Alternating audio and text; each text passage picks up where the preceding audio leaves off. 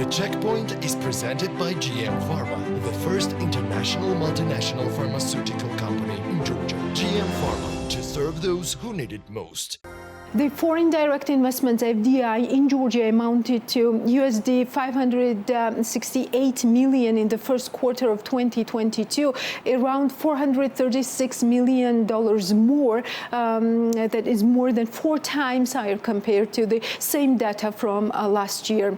An increase in reinvestment and equity is considered to be the main reason for the growth of FDI. That's what the figures from Geostat show. According to the report, Spain reaching USD 196 million, that is 34.5% of the total investment in the first quarter this year, was the major foreign direct investor country. The United Kingdom was the second with USD 87 million, that's 15.3%, followed by Turkey with USD 67.1 million, and that's 11.8%. Spain ranks first due to the acquisition of Georgian Water and Power GWP by company Aqualia, LLC Aqualia Georgia, sits on the list of top investors. Top investors include some very interesting names as well. For example, Ideas Borjomi Georgia, a Georgian branch of Ideas Borjomi Beverages Company, owned by sanctioned Russian businessman billionaire Friedman, and now Georgia State is eyeing to become Borjomi's shareholder.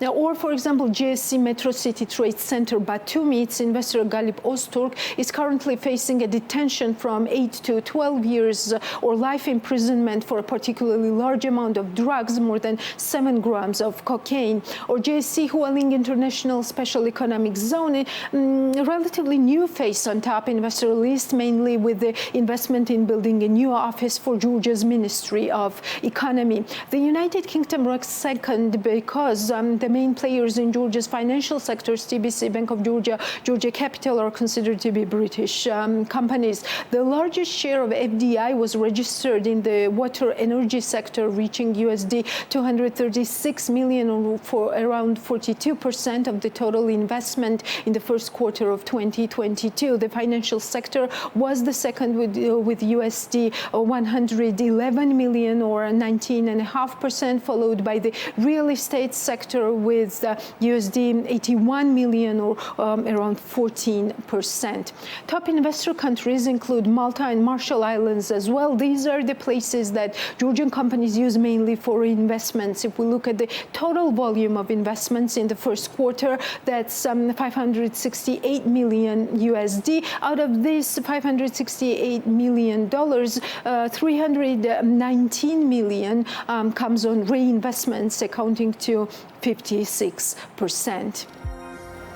The World Bank has sharply downgraded its outlook for the global economy, pointing to Russia's war against Ukraine, the prospect of widespread food shortages, and concerns about the potential return of stagflation, a toxic mix of high inflation and sluggish growth unseen for more than 4 decades. The 189-country anti-poverty agency predicted Tuesday that the world economy will expand 2.9% this year. That would be down from 5.7% global growth in 2021 and from the 4.1% it had forecasted for 2022 back in January. For many countries, recession will be hard to avoid, said David Malpass, the World Bank's president. The agency doesn't foresee a much brighter picture in 2023 and 24. It predicts just 3% global growth for both years. For the United States alone, the World Bank has slashed its growth forecast to 2.5% this year, for 5.7% in 2021, and from the 3.7% it had forecasted in January.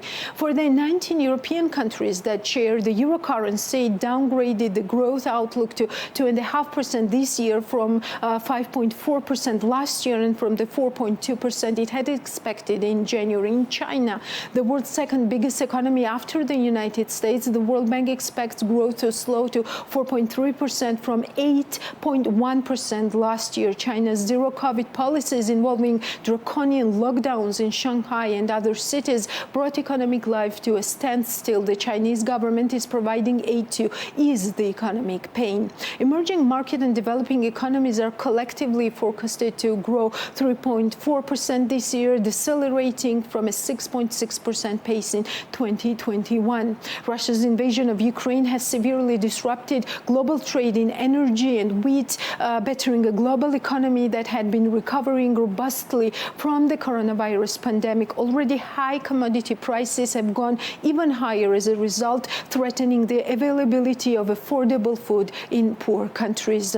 There is a severe risk of malnutrition and of deepening hunger and even of famine, Malpass warned. The World Bank expects oil prices to surge 42% this year and for non-energy commodity prices to climb nearly 18%, but it foresees oil and other commodity prices both dropping 8% in 2023. It likened the current spike in energy and food prices to the oil shocks of the 1970s. Additional adverse shocks, the agency warned in its new Global Economic Prospects report, will increase the possibility that the global economy will experience a period of stagflation reminiscent of the 1970s. The prospect of stagflation poses a dilemma for the Federal Reserve and other central banks. If they continue to raise interest rates to combat inflation, they risk causing a recession. But if they try to stimulate their economies, they risk driving prices higher and making inflation an even more intractable problem.